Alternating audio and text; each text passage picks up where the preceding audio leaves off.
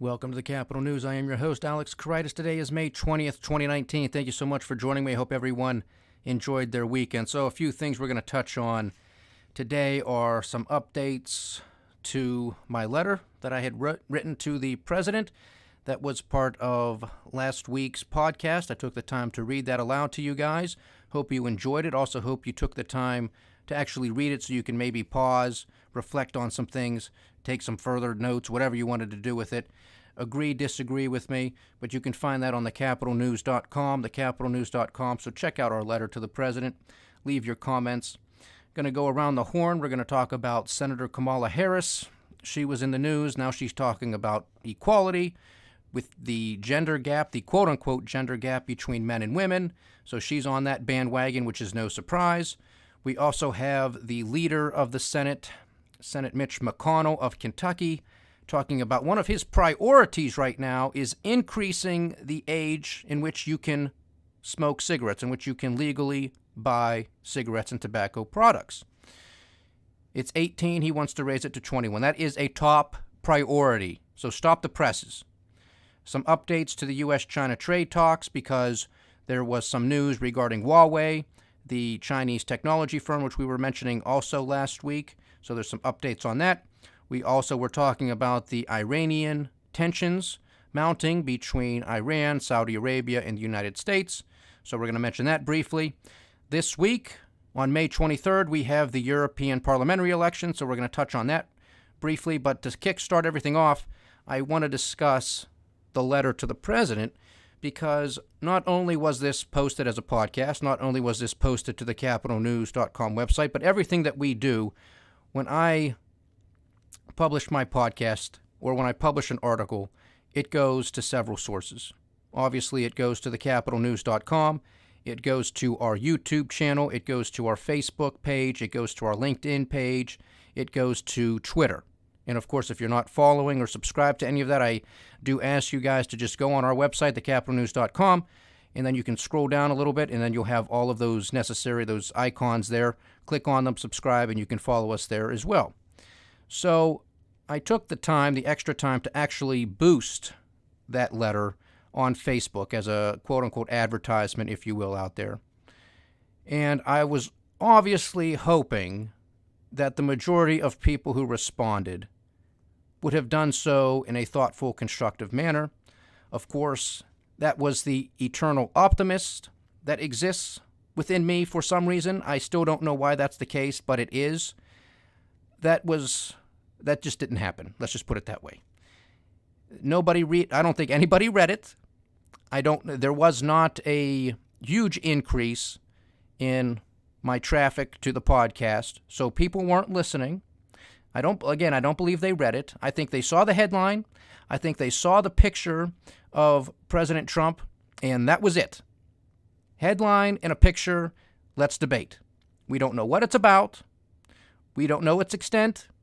We don't know the details. We don't know the data provided. We don't know the argument. We got a headline. We got the president's picture. Let's have at it.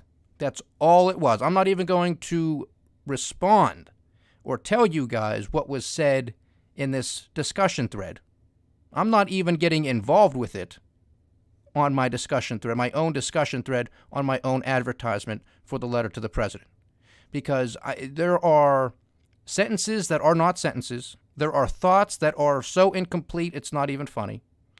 You have pictures, you have memes, you have arguments, you have people yelling at each other, you have people calling each other names. Nothing constructive whatsoever. This, unfortunately, is the United States of America in 2019, in the 21st century. This is the state of our politics. President Trump knows who his base is. This is the same for President Obama. He understood his base because what the argument I'm going to get into, don't think that I am picking on President Trump. He just happens to be the president right now. He knows his base. He knows they're just going to look at his tweets, listen to his tweets from anybody on a podcast or anybody in the news who wants to rattle them off. They just want to read the headline, and that's it, and then they're going to go. They're not going to do any deep dive. They're not going to question it. They're not going to conduct their own analysis. They're not going to stop and say, wait a minute, let me have an independent, free, rational thought on this tweet or on this headline, because maybe the president is incorrect. Maybe he's just throwing his political slant on this. Maybe it's a little bit of propaganda. Nope, nothing. You voted for the guy. You like the guy. Whatever he says is gold. He wouldn't lie. He wouldn't exaggerate. Nothing's lurking beneath the surface. Everything is fine and dandy. It's roses, it's rainbows, it's unicorns. I mean, I'm quite disappointed in what was going on Facebook with this ad regarding my letter to the president. But in all honesty, I am not surprised. That's a sad statement. But that wasn't even the vast majority. That was 100%. There wasn't anybody who provided anything constructive at all. Now, I have this advertisement on there for, I think about 10 days. So we'll see what happens over the course of the remaining 10 days of this month. Let's just say the end of May. We'll see what happens. And if there's something that is constructive, if somebody has put some time to actually read the letter or to even just listen to me read the letter on last week's podcast, which is available on Facebook as well, then I will repeat that to you and we will have a discussion. We will have a debate on what was said. I am happy if everybody agrees with me. I am happy if everybody disagrees with me. That's what this show is all about. Let's have a conversation. Let's throw some ideas out there.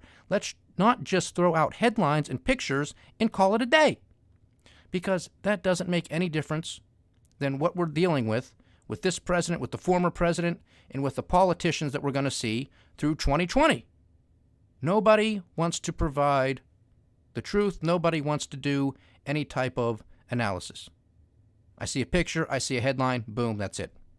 I mean, we're in big trouble, because one of the points that I made in that letter was the fact that we have $22 trillion in debt, and with the president coming out and talking about his misinformation campaign, flat out lying about how tariffs work, and a whole host of other issues, that I said it's no surprise that people believe this, that it's no surprise that we have $22 trillion in debt, because our economic literacy in this country is poor at best. So when everybody just reads the headlines and responds to a picture, you can't be surprised when we have $22 trillion in debt, can you? And that was my point I was making to the president. He is a leader. He has the ability to get out there and to educate these people and to say what's really going on. He is not. He is not. In fact, he's throwing out lies and misinformation and propaganda. I can't stand for that. That's why I wrote the letter. If he was doing an education campaign, if he was calling the Federal Reserve to task like he was when he was a candidate, like he was when he was a citizen, I would defend this president on those matters. But he is not doing that. He is calling for the Federal Reserve to come in and do all of the same policies that he was complaining about only a couple of years ago. Now he wants them to do his bidding so the economy can be quote-unquote propped up and look good. It isn't good, but it looks good. We're putting some lipstick on a pig. So don't you want to kiss it? I mean, that's the world we're living in. So if I get some updates, if I have some constructive comments from Facebook, I will let you know. But please, do not hold your breath. I do not want you to faint. Now, getting to Senator Kamala Harris on this whole equality crap with the difference in pay between men and women, I don't even know how this is a debate anymore. Again, this is headlines and pictures. Nobody wants to take a look at the data, at the information. Nobody wants to ask serious questions. Sit down in a room by yourself and just ponder. Just actually have a thought. Does it make sense? What are we actually talking about here? Is it every job? Is it across every industry?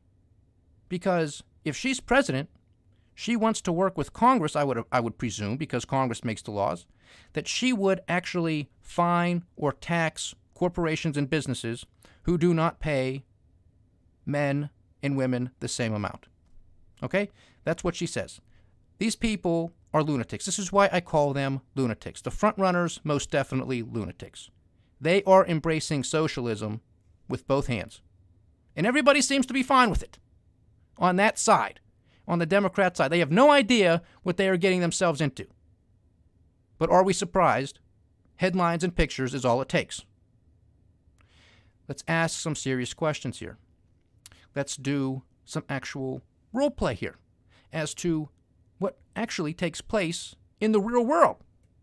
Let's say we have a job. Let's just call it a business analyst. Makes no difference what the position is or what the job title is or what the actual industry is, okay? Let's just call it a business analyst.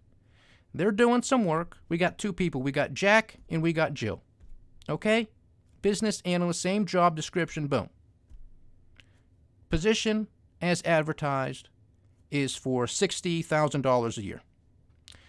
Jack goes, he interviews, he gets the job. Maybe Jack says, you know what, 60,000 is good. That's good for my lifestyle. It's a good position. I can grow within this company. I liked it.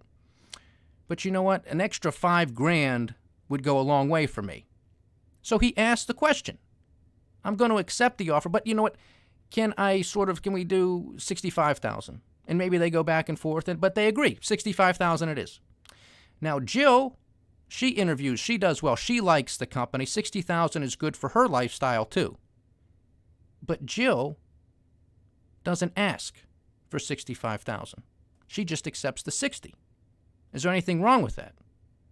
Now, some people would say that there is. I say that there isn't, because she had the same opportunity to negotiate for herself. Now, if she's content with 60,000, she's content with 60,000. Jack said, I want 65. Kudos to Jack for being a little more aggressive and saying, I want 65,000. Now, maybe they would have said no, and he would have accepted the 60. But he tried, and he got it. Reverse that. Say Jill tried it. I'd be just as happy with Jill getting 65,000 and Jack getting 60. Now let's assume, let's remove that from the equation because that's a possibility. Now let's assume that they just both accept the position for 60,000. They take it, 60,000, okay? Now, they start on the same day, they go through the same training. They're both competent, capable people, but Jack happens to be a little better, okay? He just gets it. He's looking a little further down the road. He's throwing some other ideas out there, and his managers and his colleagues like it. Jill's fine. Everybody likes Jill too. She's a good worker. She gets her job done. No question about it. But Jack, just a little ahead of the curve there. And so his manager calls him in and says, you know what, we really like what you're doing here, Jack. We're going to give you a raise. We're going to bump you up to $70,000. He's still a business analyst. He didn't get promoted. He just got a raise because of his work performance. Jill's great. They're not going to fire her, but she's still a business analyst, but she's still getting paid $60,000. Does anybody see anything wrong with that? I don't. He's putting in extra effort. He's getting rewarded. There is nothing wrong with that. Switch it. Say Jill is ahead of the curve. She's throwing some great ideas out there. Everybody likes her. Manager calls her into his office. Jill, we love what you're doing. We're going to give you a raise, $70,000, because we appreciate your effort.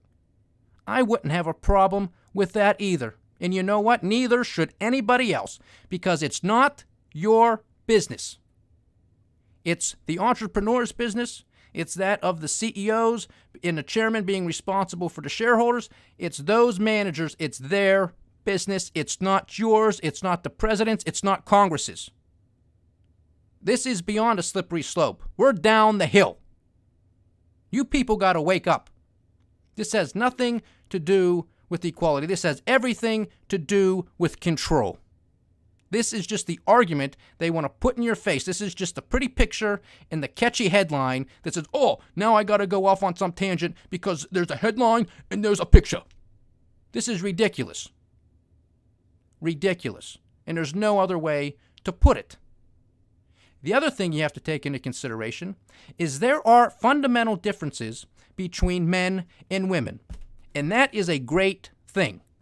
And I'm not being sarcastic. It is a great thing that men and women are different. Does it cause some problems in the middle? Sure it does. But you know what? We complement each other, and that's how it's supposed to work. We're not all supposed to be the same. Where we're strong, they're weak. Where they're strong, we're weak. That's how it works. You complement each other. You move forward. What's the problem with that? There isn't.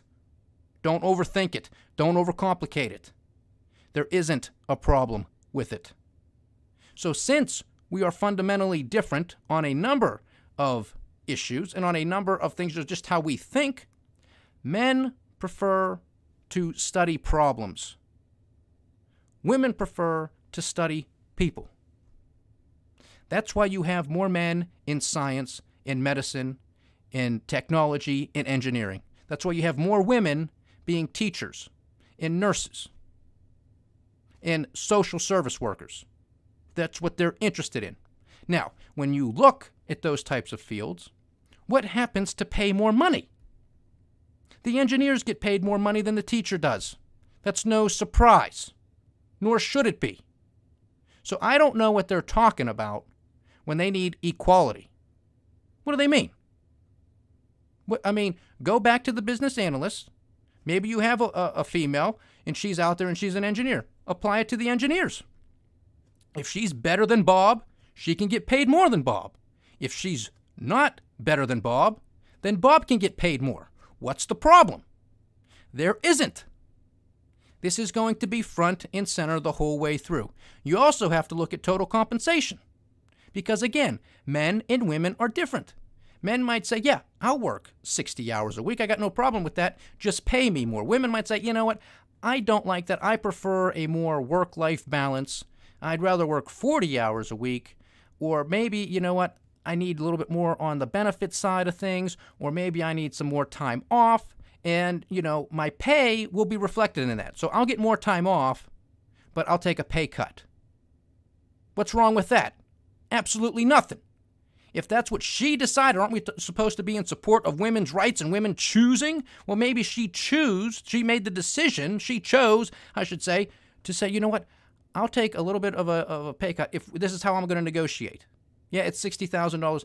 Maybe give me another week of vacation or a little bit more of a flexible schedule, and, maybe I'll take $55,000 or $50,000 or however she and the employer want to negotiate it. It's not my business. It's not yours. It's not Kamala Harris's. It's not the president's. It's not Congress's. It's nobody's business except the employer and the employee. What is so hard for people to understand? This has nothing to do with inequality or equality or any of this BS. It has everything to do with control. The government wants to be everywhere. So that's where we are with that. I got a lot to get to. McConnell. Okay? Is he stupid? You got to be kidding me. Mitch McConnell, a priority is to increase the smoking age from 18 to 21. We recognized 18-year-olds as adults in this country. Now, maybe that's up for debate, given how people are nowadays, but nevertheless, we still do it. 18-year-old, you're 18, you're an adult. Now, you still can't drink alcohol, but you can vote for the president. At this time, you can buy a pack of cigarettes, and, oh yeah, you can go to war. You can go to war, but you can't drink a beer. I never was able to wrap my head around that one. But now we're going to increase the smoking age to 21 as well. And this is a top priority, folks. Stop the presses. $22 trillion in debt. We're meddling in Venezuela. We got calls for war in Iran. We're in a trade war with the Chinese. We got a demographic cliff that is going to be pushing us off the precipice. Social Security in the tank. Medicare, Medicaid in the tank. Oh, we got to stop the smoking. We got to raise it to 21. Top priority. Get him out of there. What a loser. What a joke. It's a headline. It's a picture. This is what we're talking about. There is no leadership in this country at all. We got the lunatic idiots on the left talking about equality, which has nothing to do with it. It's all about control the whole way down. Whatever system you want to talk about. Free this, free that, don't have to pay a thing. It's all control. Look behind the curtain. It's all about control. Look at the right. We can't get anything done because the Democrats are in control of the House. And the biggest priority is we got too many people smoking cigarettes at 18. We got to raise it to 21. We have an opioid crisis. Why don't you start doing something about that, Mitch? Not a thing. Not a thing. This is a joke. And you got a president out there lying, exaggerations, couldn't care less. No leadership in this country at all. U.S.-China trade war. Huawei, we were talking about that. I don't know what's really going on behind the scenes. Nobody does, except those who are partaking in those negotiations. But you got Huawei. They are a major corporation out of China, huge competitor with American firms as far as technology is concerned, particularly that of 5G, which is just fifth generation rollout for telecommunications, just increased speed and bandwidth. Is this an attempt by the United States to slow them down? Well, nevertheless, those discussions got a little more heated as far as what the United States was doing in relations to Huawei. So now we are pretty much banning Huawei. The markets today sold off. We're going to do a little bit of a deeper dive in episode 72B today on the Economic Podcast about that because the markets did sell off. Now the question is going to be, will the Chinese retaliate? And if they do, how will they do it? So that is causing some uncertainty in the marketplace. We already seen the escalation in tariffs from both sides. The U.S. side has been in effect. The Chinese, their retaliation is to go into effect on June 1st. Then we will see how they respond to Huawei in the interim. And then we will see if President Trump and President Xi of China actually meet at the G20 meeting in Japan later next month. So that's where we are with that.